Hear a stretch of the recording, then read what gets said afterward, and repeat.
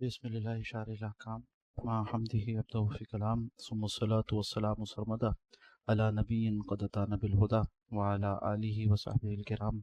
على ممر الدهر والآبام أما بعد. النبي صلى الله عليه وسلم قال: ما يصيب المسلم من نصب ولا وصب ولا هم ولا حزن ولا أذى ولا غم حتى الشوكة يشاكها إلا كفر الله بها من خطاياه. رواه البخاری.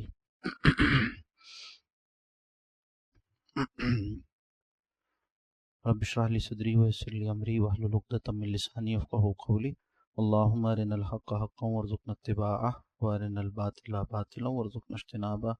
آمین یا رب العالمین.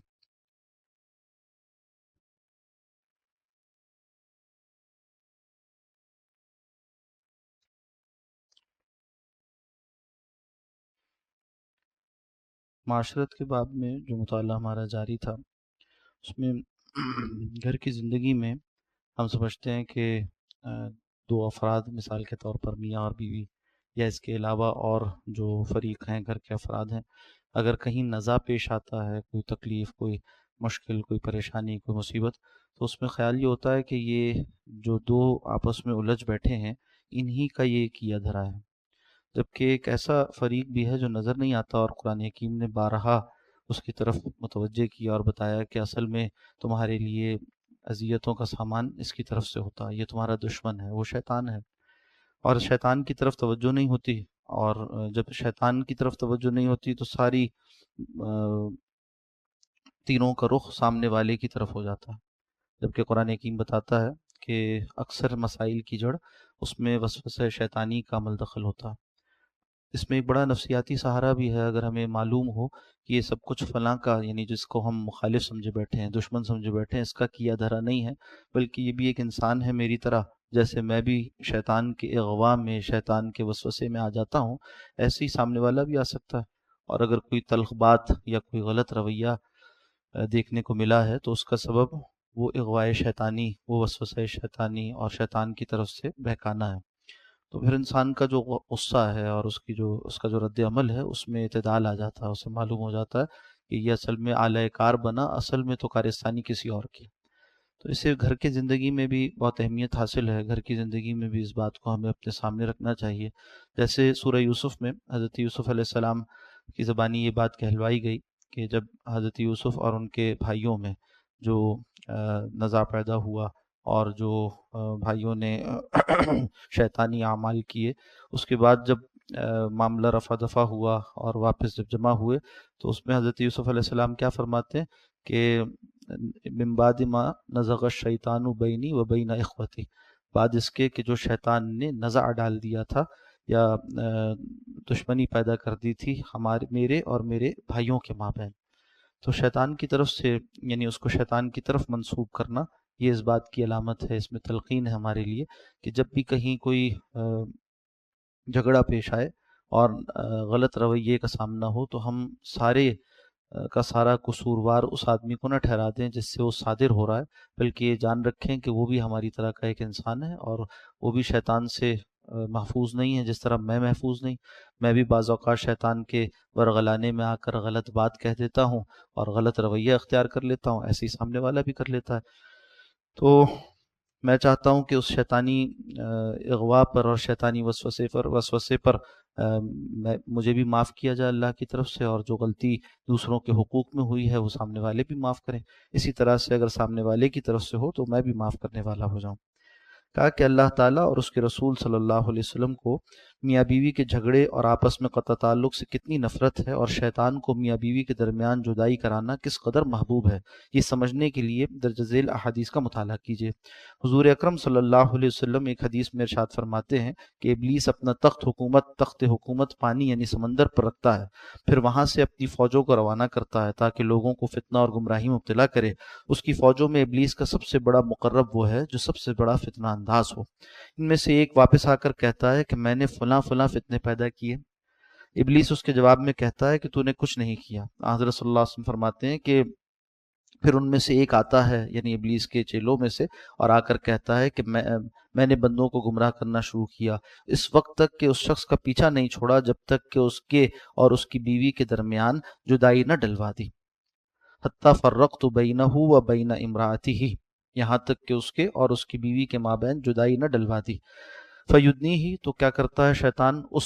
اپنے چیلے کو سب سے قریب کر لیتا ہے، وہ یقول، اور کہتا ہے، نعم انت، کتنا اچھا کام کیا تم نے، تم کتنے اچھے ہو، تم تو سب سے مقرب ہو، تم تو سب سے اچھے ہو۔ یہ سن کر ابلیس اسے قریب کر لیتا ہے اور کہتا ہے تو نے بہت اچھا کام کیا۔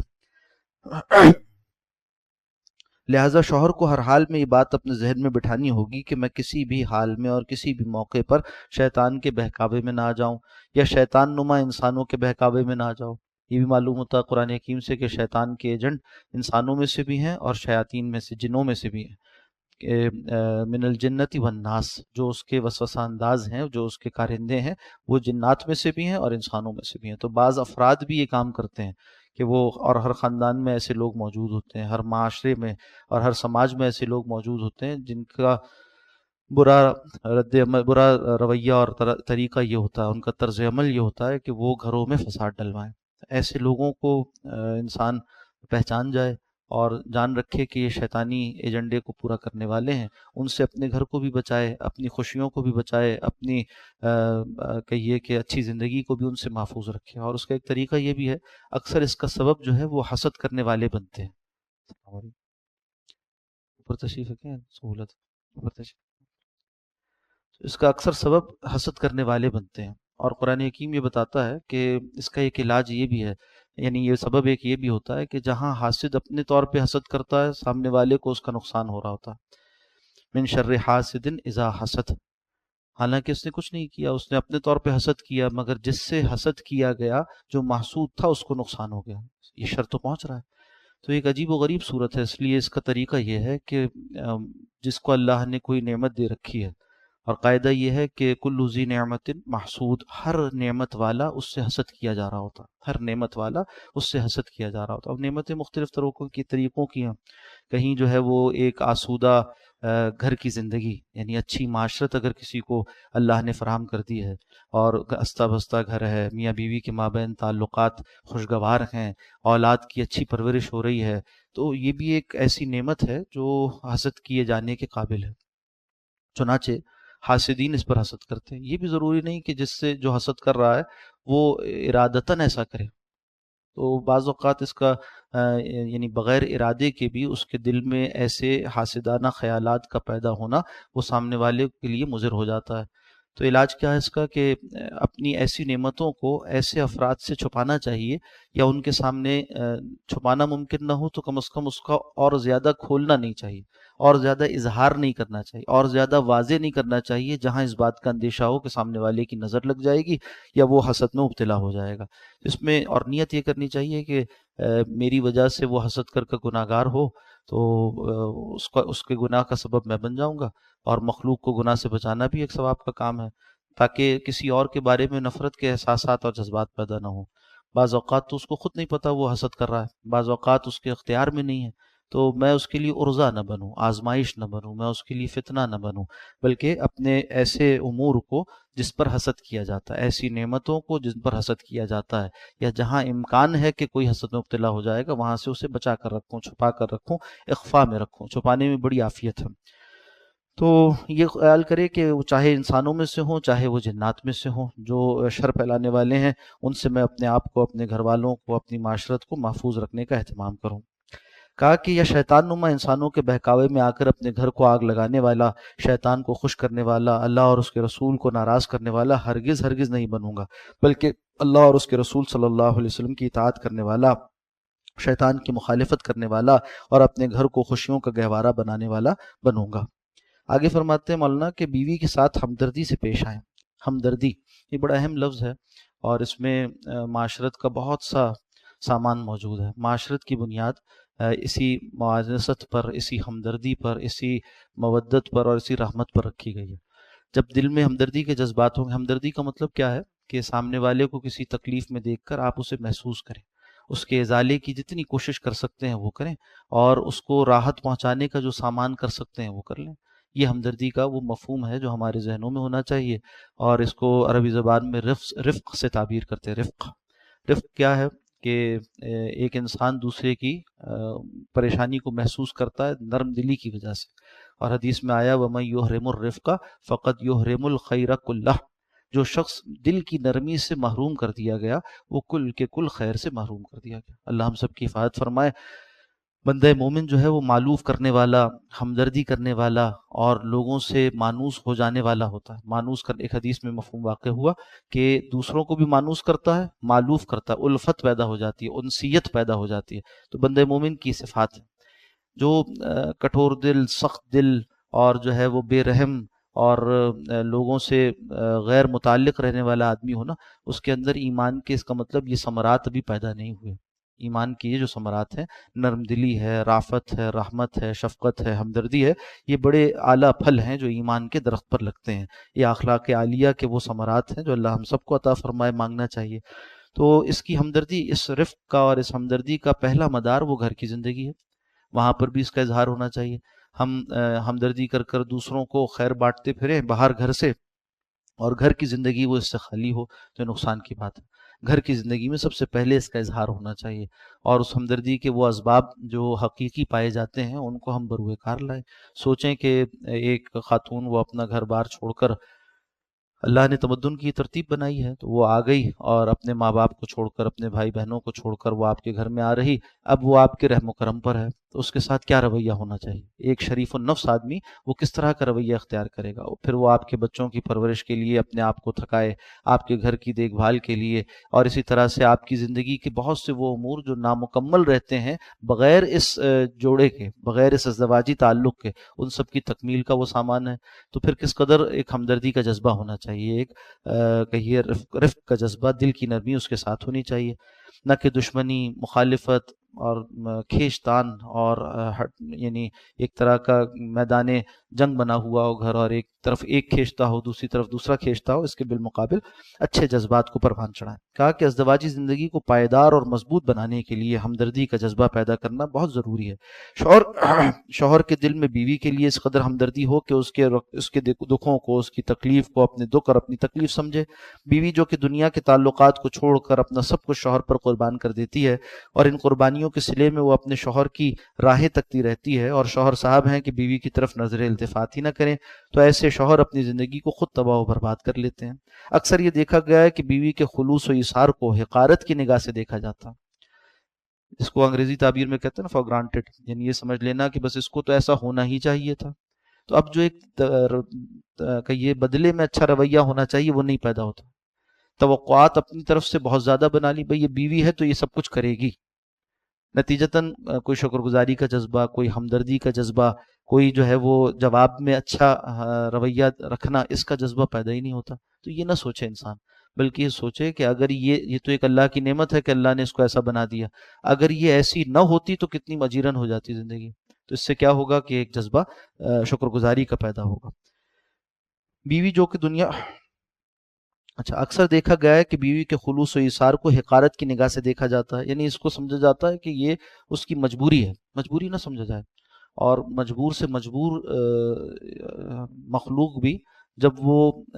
کہیے کہ اپنی حدود سے نکل جائے تو خطرناک ہو جاتی ہے۔ کسی بیوی یعنی آپ بیوی تو ایک جیتا جاگتا وجود ہے جو کہ ایک کہیے کہ انسان ہے، اور اس کو اللہ سبحانہ و تعالیٰ نے بہت سے حقوق دیے ہیں، رسول اللہ صلی اللہ علیہ وسلم نے اس کے لیے سفارش کی ہے۔ تو کسی جانور کے ساتھ بھی آپ یہ رویہ کریں نا کہ اس کو کارنر کر دیں تو وہ رد عمل کا اظہار کر سکتا ہے۔ بلی کو آپ کسی جگہ بند کر دیجئے، وہ خطرناک چیتا بن جاتی ہے۔ تو انسان تو بہت آگے کی چیز ہے، اس کو اگر اس طرح سے اذیت پہنچائی جائے تو وہ بھی نقصان کا سبب بن سکتی ہے۔ اور انسان عام طور پر جب یہ رویہ رکھتا ہے حقارت کا، تو پھر رد عمل میں سامنے سے ایسے ہی غلط رویے دیکھنے کو ملتے ہیں اور سب کچھ برباد ہو کر رہ جاتا ہے۔ اکثر یہ دیکھا گیا کہ بیوی کے خلوص و ایثار کو حقارت کی نگاہ سے دیکھا جاتا ہے، یا شوہر بات بات پر بیوی کو جھڑکتے ہیں، بیوی کے ہر کام میں نقص نکالنا اور اسے حقیر ہستی تصور کر کے اپنا دست نگر سمجھنا دراصل تنگ دلی، کم ظرفی کی علامت ہے۔ کم ظرفی، شریف النفس آدمی ایسا نہیں ہوتا۔ اپنی بیوی کو حقیر اور کمتر وہی شوہر سمجھتے ہیں جن میں کوئی اخلاقی یا جسمانی نقص ہوتا ہے، یا وہ بری طرح احساس کمتری کا شکار ہوتے ہیں، یا غلط تربیت ہوتی ہے۔ عام طور پہ غلط تربیت کا یہ نتیجہ ہوتا ہے، اور غلط مثالیں دیکھی ہوتی ہیں، سمجھتے ہیں کہ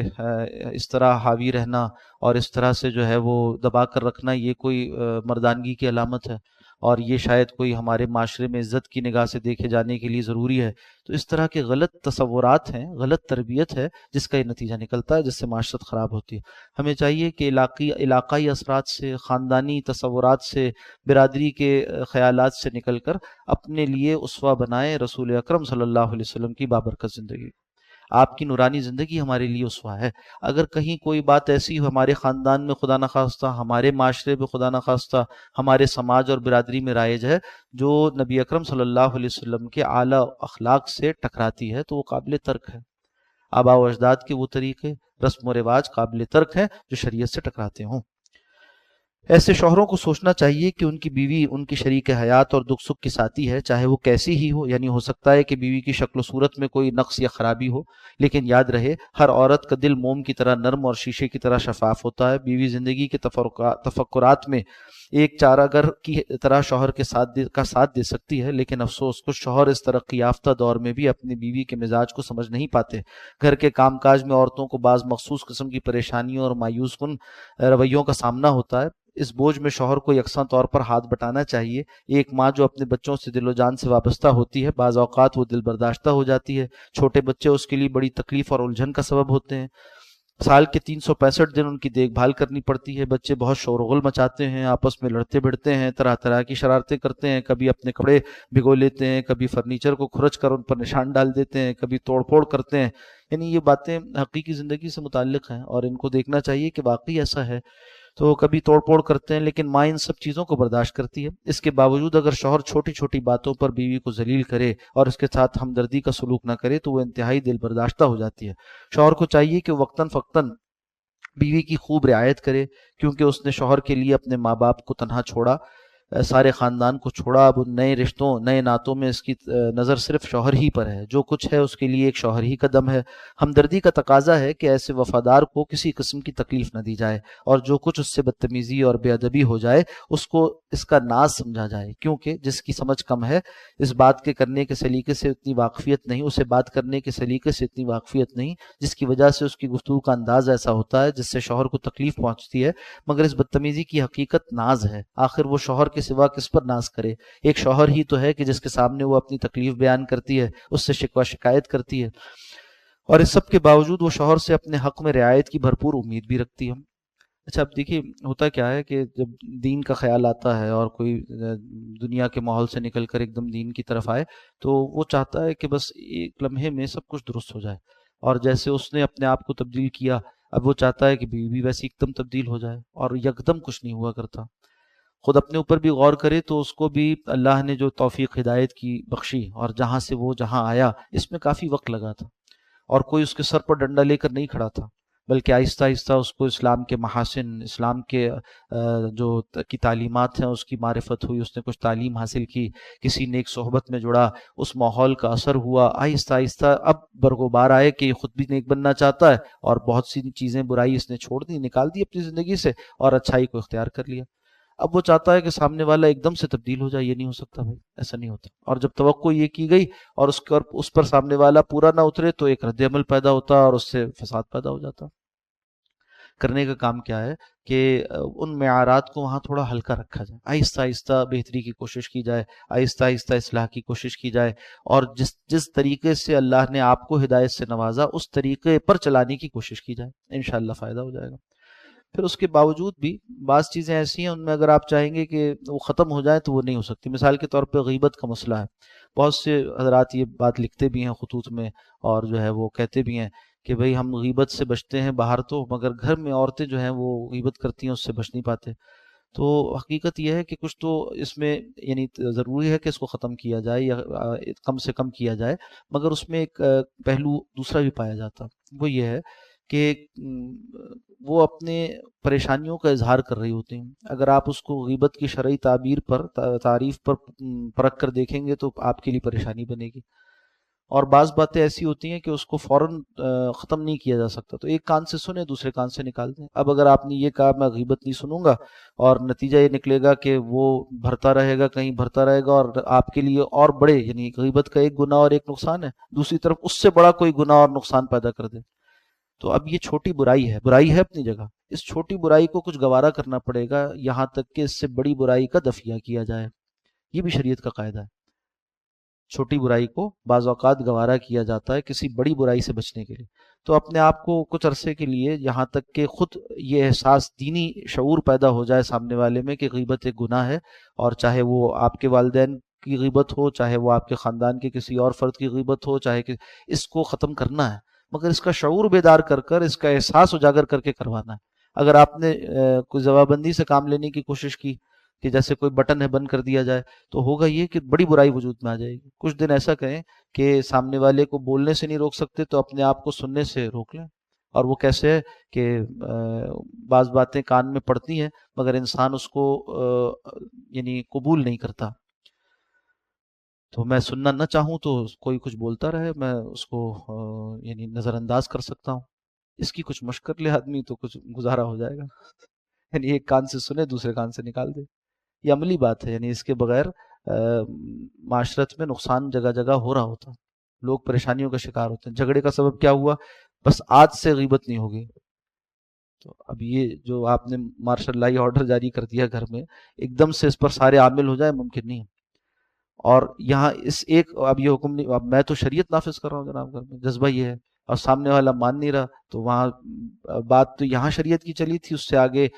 فساد ہو گیا گھر میں، اور بڑی بڑی برائیاں وجود میں آ گئیں۔ تو جو چھوٹی برائی ہے اس کو گوارا کریں، یہاں تک مستقل نہیں، یہاں تک کہ اس کے ازالے کا مستقل اہتمام ہو جائے، سامنے والے کو اس کا احساس ہو جائے کہ یہ گناہ ہے۔ پھر ہمدردی کا تقاضا یہی ہے کہ ایسے وفادار کو، یہ بات ہو گئی جناب، رسول اکرم صلی اللہ علیہ وسلم ازواج کے غصے اور بدسلوکی کو بڑے تحمل کے ساتھ پجایا کرتے تھے۔ ایک دن حضرت عمر رضی اللہ تعالیٰ عنہ کی اہلیہ نے غصے میں آ کر حضرت عمر رضی اللہ تعالیٰ عنہ کو سخت جواب دے دیا۔ حضرت عمر رضی اللہ تعالیٰ عنہ نے فرمایا، کتنی گستاخ ہو جو یوں جواب دے رہی ہو۔ بیوی نے جواب دیا، ہاں تم سے رسول اللہ صلی اللہ علیہ وسلم بہتر ہیں، نبی ہونے کے باوجود اپنی بیویوں کے جواب سن لیا کرتے ہیں، صبر کرتے ہیں۔ حضرت عمر رضی اللہ تعالیٰ نے فرمایا، اگر ایسا ہے تو افسوس، حفصہ بھی ایسا کرتی ہے اور خاک ساری اور انکساری سے کام نہیں لیتی۔ اپنی بیٹی کا ذکر کیا۔ پھر حضرت عمر رضی اللہ تعالیٰ نے حضرت حفصہ رضی اللہ تعالیٰ عنہا، جو کہ ان کی بیٹی اور حضور اقدس صلی اللہ علیہ وسلم کی زوجہ تھیں، کے پاس جا کر کہا، بیٹی رسول اللہ صلی اللہ علیہ وسلم کے سامنے ہرگز گستاخی نہ کیا کرو، اور دیکھو حضرت ابو بکر رضی اللہ تعالیٰ عنہ کی بیٹی حضرت عائشہ رضی اللہ تعالیٰ عنہا سے جلنے اور رشک کرنے کی ضرورت نہیں کہ وہ رسول اللہ صلی اللہ علیہ وسلم کی چہیتی ہیں اور آپ صلی اللہ علیہ وسلم ان کے ناز اٹھاتے ہیں، بس انتہائی تحمل سے کام لیا کرو۔ لہٰذا مثالی شوہر کو چاہیے کہ وہ بیوی کے ساتھ ہمدردی سے پیش آئے، گھر کے کاموں میں اس کا معاون بنے، معمولی باتوں پر ٹوک نہ کرے۔ بچوں کی پرورش اور گھر کی دیکھ بھال کوئی آسان کام نہیں، بلکہ وہ 100% درست ہو جائیں، کوئی غلطی نہ ہو، ایسا نہیں ہو سکتا، بلکہ غلطی بار بار ہوگی، اسے نظر انداز کرنا چاہیے اور کوشش کرنی چاہیے کہ جو کام رہ گئے ہیں وہ شوہر خود اپنے ہاتھ سے کر لے۔ بار بار غلطی کا احساس دلا کر بیوی کو شرمندہ کرنے سے اس کی زندگی اجیرن بن جائے گی۔ لہٰذا کوشش کیجیے کہ چھوٹے موٹے کام اپنے ہاتھ سے خود کر لیں۔ اس طرح کرنے سے بیوی کے دل میں شوہر کی محبت کا احساس، اس کی قدر و منزلت بڑھے گی، اور انشاءاللہ تعالی اس طرح آپ کا گھر جنت نظیر بن جائے گا۔ بیوی کی ناگواریوں کو خوشگواریوں میں بدلنے کا طریقہ۔ بسا اوقات شوہر کو بیوی کی طرف سے مختلف ناگواریاں پیش آتی ہیں۔ اگر شوہر بہت زیادہ نفاست پسند ہے اور بیوی کم نفیس ہے تو شوہر اس کے بعض معاملات میں پریشان ہو جاتا ہے۔ بیوی ایک قسم کا کھانا پسند کرتی ہے اور اکثر پکاتی ہے اور شوہر اسے پسند نہیں کرتا تو شوہر کی طبیعت پر گرانی آتی ہے۔ اس طرح بچے اگر گندے ہیں اور بیوی ان کا خیال نہیں کر رہی تو شوہر کی طبیعت پر بوجھ ہوتا ہے۔ اس طرح کے جتنے بھی معاملات ہیں جن سے شوہر پریشان ہوتا ہے، خواہ وہ گھریلو اخراجات کے متعلق ہوں یا انتظامی امور سے متعلق، یہ ساری پریشانیاں اللہ تعالیٰ کی طرف سے آتی ہیں،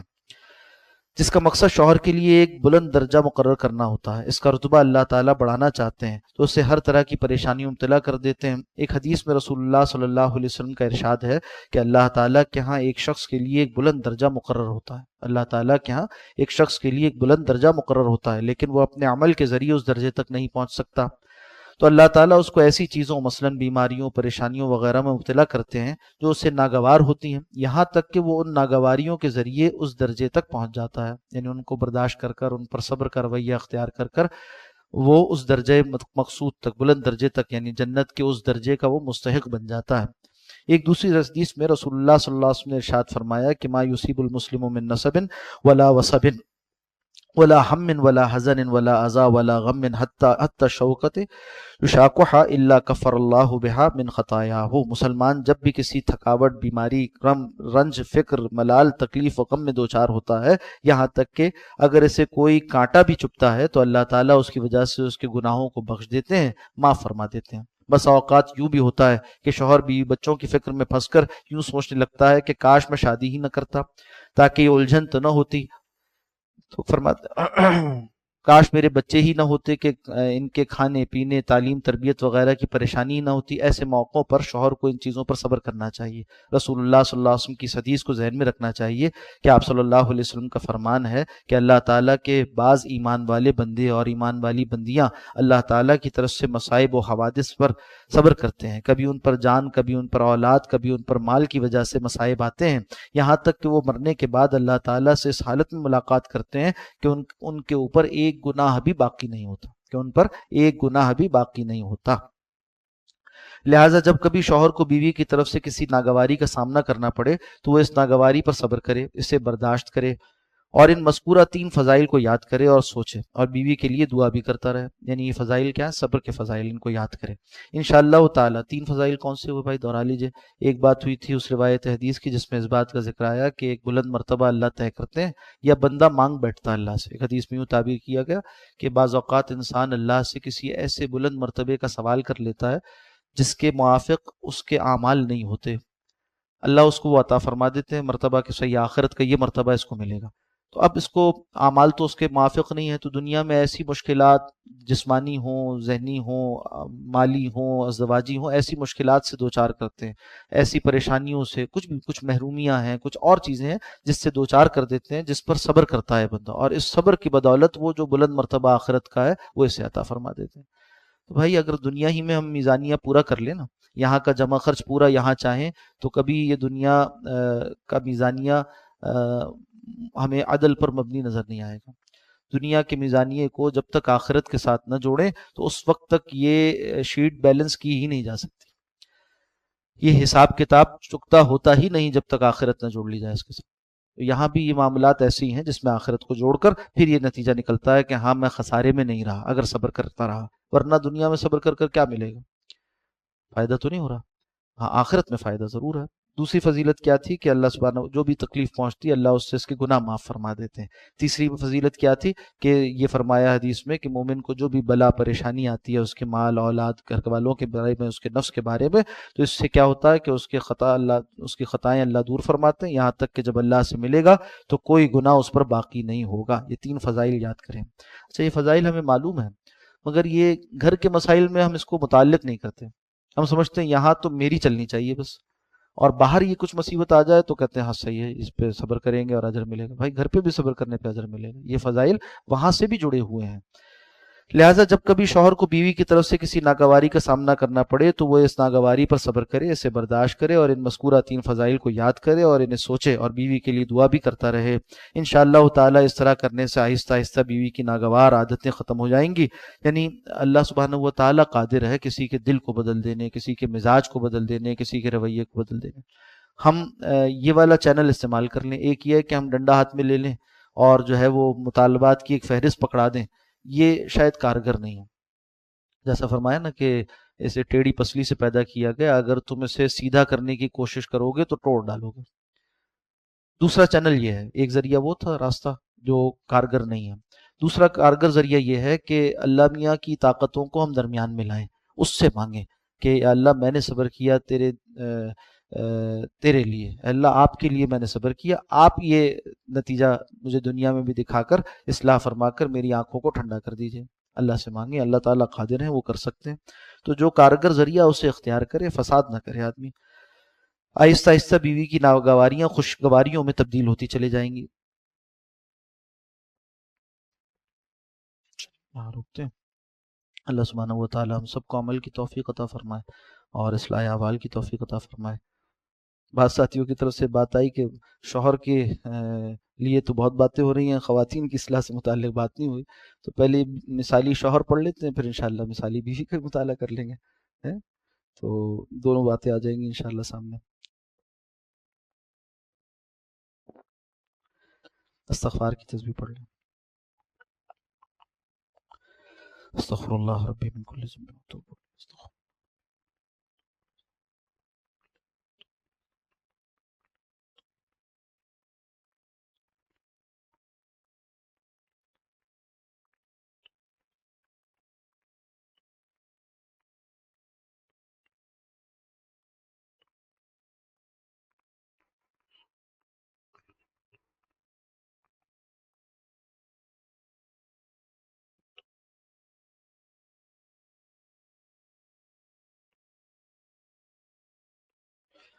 استغفر اللہ ربی من کل ذنب واتوب الیہ۔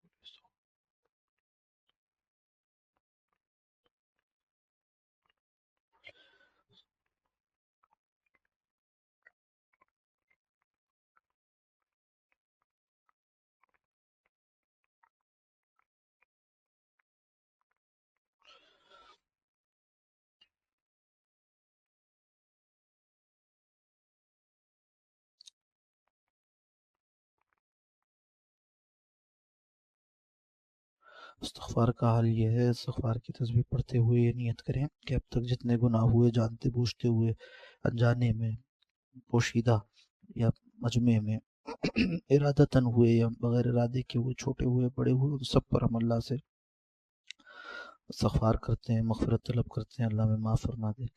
گزشتہ نشست سے آج تک جب ہم بیٹھے تھے استغفار کے لیے باقاعدہ، اور آج تک جتنے گناہ ہوئے اللہ معاف فرما دے۔ اس مجمع میں جو بھی اس کا مقرب بندہ ہے اس کے طفیل اللہ معاف فرما دے۔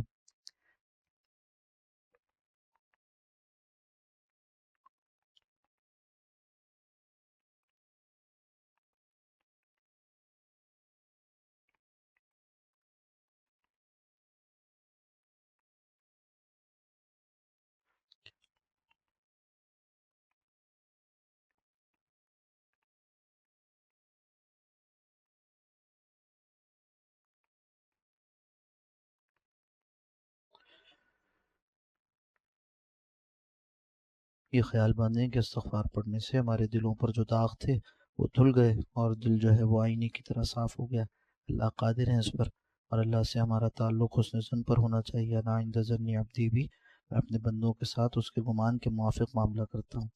اللہ کی رحمت وسیع ہے، ہم امید کرتے ہیں کہ استغفار کرنے سے، سچے دل سے ہم نے استغفار کیا، اللہ نے ہمیں معاف فرما دیا، دل کا آئینہ صاف ہو گیا۔ اب اس صاف شفاف آئینے میں رسول اللہ صلی اللہ علیہ وسلم کی محبت و آپ پر درود پڑھنے سے، اللہ کی رحمت آپ صلی اللہ علیہ وسلم پر درود پڑھنے سے ہمارے دلوں پر نازل ہو جائے۔ درود شریف پڑھ لیجئے۔ اللہم صلی علی سیدنا محمد وآلہ وطرتہ بعدد کل معلوم لک۔ اللہم صلی علی سیدنا محمد وآلہ وطرتہ بعدد کل معلوم لک۔ اللہم صلی علی سیدنا محمد وآلہ وطرتہ بعدد کل معلوم لک۔ اللہم صلی علی سیدنا محمد وآلہ وطرتہ بعدد کل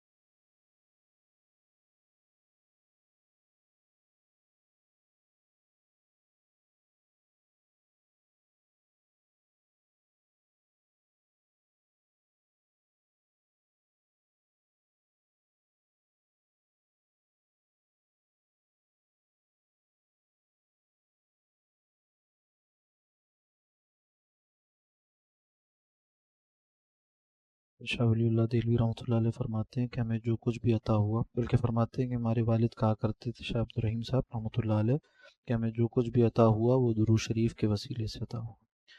ہم اللہ سے دعا کرتے ہیں اللہ جو ہمارے بزرگوں کو، سلف صالحین کو آپ نے درود شریف کے وسیلے سے عطا فرمایا، اچھا وہ ہمیں بھی عطا فرما دیجیے، ہمیں بھی اس طرح سے درود شریف پڑھنے کی محبت اور رغبت عطا فرما دیجیے، ہماری دنیا و آخرت کو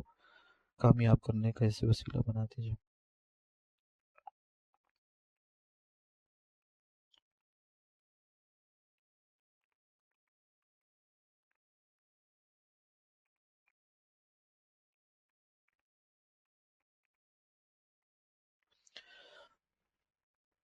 کچھ دیر آنکھیں بند کر کر دل پر توجہ کریں، یہ تصور کریں کہ میرا دل کہتا ہے اللہ اللہ اللہ۔